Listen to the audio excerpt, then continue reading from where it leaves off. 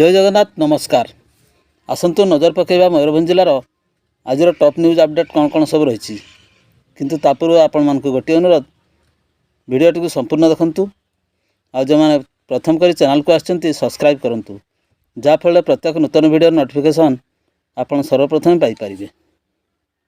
आज प्रथम खबर एक चालिया रे निया लगी जिबारु शुक्रवार राति भितर शोइथिबा जने वृद्ध जीवंत दग्ध हो जाइछंती। मृतक जनक होउछंती ठाकुरमुंडा थाना भरांडिया ग्राम पंचायत अंतर्गत दीर्घग्रामर अभिद्र महांत बयस 75 वर्ष बोली जनापड़ी। मिलथिबा सूचना अनुसार अभिन्द्र तांको घर परिसर रे थिबा एक खपर छाउणी घरे निया जाली एकुटिया शोइथिले। परिवार अन्य सदस्य माने सेही घर निकट रे थिबा तांकर आउ एक घर भितरे शोइथिले। चालिया घरे निया जाली दौड़िया खटरे एकुटिया शोइथिबा बेले जळुथिबा निया वृद्धंक कमलरे लागि जाइथिला। निया लागि जिबारु वृद्ध जीवंत दग्ध हो जाइथिले। परे राति प्राय 2:30 समय परिवार लोके यही घटना देखा पाइथिले। ए संपर्क में शनिवार खबर पाई ठाकुरमुंडा थाना पुलिस एक साइंटिफिक टीम जाई तदंत करथिले। ए संक्रांत ठाकुरमुंडा थाना पुलिस केस नंबर 30 अनुसार एक अपमृत्यु मामला रुजु करी घटनार अधिक तदंत जारी रही। परवर्ती खबर झारपोखरिया ओभरब्रिज निकट में बाइक को धक्का देला ट्रक अल्पके बरतिले बाइक आरोही। मयूरभंज जिला झारपोखरिया थाना अधीन झारपोखरिया ओभरब्रिज निकट राति समय एक बाइक को एक ट्रक धक्का देता। तेबे बाइकटी तले पड़ जाइथिबा बेले अल्पके बाइक आरोही बर्ती जाइथिबार सूचना मिली। तेबे बाइक आरोहींकर परिचय मिल पारि नथिबा बेले घटनास्थल पुलिस पहुंची अधिक तदंत जारी रही। परवर्ती खबर बांगीरपोशी ब्लॉक विभिन्न स्थान में हाथी उपद्रव देखा मिली। मयूरभंज जिला बांगीरपोशी ब्लॉक विभिन्न स्थान में हाथी उपद्रव देखा मिली। तेबे 13 टिकिया हाथीपल आसी धान फसल नष्ट करने सह परिवा नष्ट कर देखा मिली। तेबे हाथीपल को घोड़ाई वन विभाग तार प्रचेषा जारी रही बेले हाथीगुड़िक संध्या हेले जंगल को जाउछंती एवं दिन बेले पुणी खेत को फेरी आसथिबा देखा मिली। परवर्ती खबर खुंटा थाना अधीन शिलघाटी छक निकट में दुर्घटना 2 मृत जड़े गुरुतर। खुंटा थाना अधीन शिलघाटारे रास्ता दुर्घटना घटी 2 जनकर मृत्यु घटता बेले अन्य जड़े गुरुतर आहत होती। तेबे शनिवार यह दुर्घटना घटी। गोटे बाइक जोगे शिलघाटी ग्राम को 3 जन युवक जाउथबा बेले शनिवार राति प्राय 9टा समय यह दुर्घटना घटी। शिलघाटी छक निकट दुर्घटना घटता बेले एथिरे 2 जन युवकर मृत्यु घटी। स्थानीय लोके खुंटा थाना एवं अग्निशम विभाग को सूचना देते। दुर्घटनास्थल में 3 जन युवकों को उद्धार कर खुंटा गोष्ठी स्वास्थ्य केन्द्र भर्ती करते। यह दुर्घटना में शिलघाटी ग्रामर छटराई एवं अन्य जड़े होउछंती तपनकर मृत्यु घटी। अन्य जड़े युवकों को गुरुतर अवस्था पीआरएम मेडिकल को स्थानांतरित करा जायछि। परवर्ती खबर ताट साप्ताहिक हाट में पुलिस चढ़ाऊ 3 गिरफ। शनिवार दिन करंजिया ब्लॉक ताट साप्ताहिक हाट में गंजा लड़े होता खबर पाई करंजिया पुलिस चढ़ाऊ कर 3 जन युवकों को गिरफ कराई। थाना पक्षर सूचना मिली। बेआईन भाव गंजा लड़े करुवार अभियोग रघुनाथ टुडू गुरुबा टुडू लक्ष्मीधर महांत को गिरफ कर थाना 377 नंबर एक मामला रुजु करा जायछि। एमानक निकटरू 4 गोटी गंजा 204टी काती मध्य जबत कराई। करंजिया थाना भारप्राप्त अधिकारी नीरज मल्लिक निर्देश क्रमे सहकारी सब इन्स्पेक्टर प्रशांत कुमार बल नेतृत्व में पुलिस उक्त हाट में अपराह्न समय चढ़ाऊ करथिला।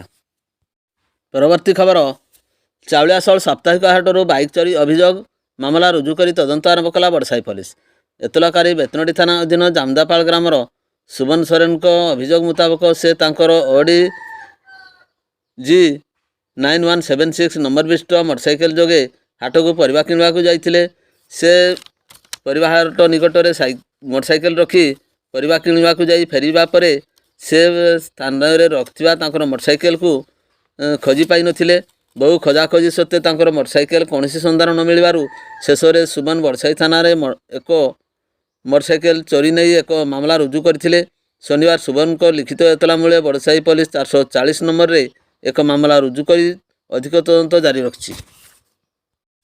परवर्ती खबर विलंबित राति रायरंगपुर बजार स्थित मद दुकान रे चोरी उद्यम विफल। शनिवार विलंबित राति दुर्वृत्त मैंने रायरंगपुर बजार मुख्य मार्ग में थिबा मद दुकान रे ताला काटी चोरी उद्यम करथिले। हेले सटर रे लागिथिबा एक ताला काटी पारि नथिले एवं तांको चोरी उद्यम विफल होइथिला। ए नै मद दुकान मालिक रायरंगपुर टाउन थाना रे लिखित अभियोग करछंती। परवर्ती खबर बैसिंगा थाना अधीन पुरुणिया उपकंठ କେଶୁରା ସଂରକ୍ଷିତ ଜଙ୍ଗଲରେ ଦୈନିକ ଦିନ ମଜୁରିଆଙ୍କର ରବିବାର ହାତୀ ଆକ୍ରମଣରେ ମୃତ୍ୟୁ ଘଟିଛି। ମୃତକ ଜଣକ ହେଉଛନ୍ତି କେଶୁରା ଗ୍ରାମର ମିଲ୍କା ସିଂର ପୁଅ କୃଷ୍ଣ ସିଂ। ଏତଲାକାରିଣୀ ଶ୍ରୀ ଲକ୍ଷ୍ମୀ ସିଂଙ୍କର ଅଭିଯୋଗ ମୁତାବକ ତାଙ୍କର ସ୍ୱାମୀ କୃଷ୍ଣ ସିଂ ଘର ପାଖ ଜଙ୍ଗଲକୁ ଆସିଥିବା ବେଳେ ବଣୁଆ ହାତୀ ହାବୁଡ଼ରେ ପଡ଼ିଯାଇଥିଲେ। ଜୀବନ ବଞ୍ଚାଇ ଦୌଡ଼ିବାକୁ ଚେଷ୍ଟା କରିଥିବା ବେଳେ ବଣୁଆ ହାତୀ ଆକ୍ରମଣରେ କୃଷ୍ଣଙ୍କର ଶୋଚନୀୟ ମୃତ୍ୟୁ ଘଟିଥିବା ପରିବାରବର୍ଗଙ୍କ ପକ୍ଷରୁ ସୂଚନା ଦିଆଯାଇଛି। ଖବର ପାଇ ବୈଶିଙ୍ଗା ଥାନା ଏଏସ୍ଆଇ ଭାବଗ୍ରାହୀ ମହାନ୍ତ, ବେତନଟୀ ରେଞ୍ଜର ମନୋହର ଖାଁ, ବେତନଟୀ ଉପାଧ୍ୟକ୍ଷ ଦେବଦତ୍ତ ତିୱାରୀ ପ୍ରମୁଖ ଘଟଣାସ୍ଥଳରେ ପହଞ୍ଚି ସରଜମିନ ତଦନ୍ତ କରିଥିଲେ। ଏନେଇ ବୈଶିଙ୍ଗା ପୋଲିସ ଏକ ଅପମୃତ୍ୟୁ ମାମଲା ରୁଜୁ କରି ତଦନ୍ତ ଆରମ୍ଭ କରିଥିବା ବେଳେ ହାତୀ ମୃତ୍ୟୁକୁ ନେଇ ପରିବାରବର୍ଗଙ୍କ ପକ୍ଷରୁ ବନ ବିଭାଗ ପ୍ରଦତ୍ତ ଅର୍ଥ ଅନୁକମ୍ପା ଆପ୍ଲିକେସନରେ ଅନଲାଇନରେ ଆବେଦନ କରିଛନ୍ତି। ତଦନ୍ତ ରିପୋର୍ଟ ପରେ ଏବଂ ଶବ ବ୍ୟବଚ୍ଛେଦ ରିପୋର୍ଟ ଆସିବା ପରେ ପରବର୍ତ୍ତୀ କାର୍ଯ୍ୟାନୁଷ୍ଠାନ ଗ୍ରହଣ କରାଯିବ ବୋଲି ରେଞ୍ଜର ମନୋହର ଖାଁ ସୂଚନା ଦେଇଛନ୍ତି। ପରବର୍ତ୍ତୀ ଖବର, ଅଗ୍ନିକାଣ୍ଡରେ ଜଳିଗଲା 2 ବଖରା ଘର।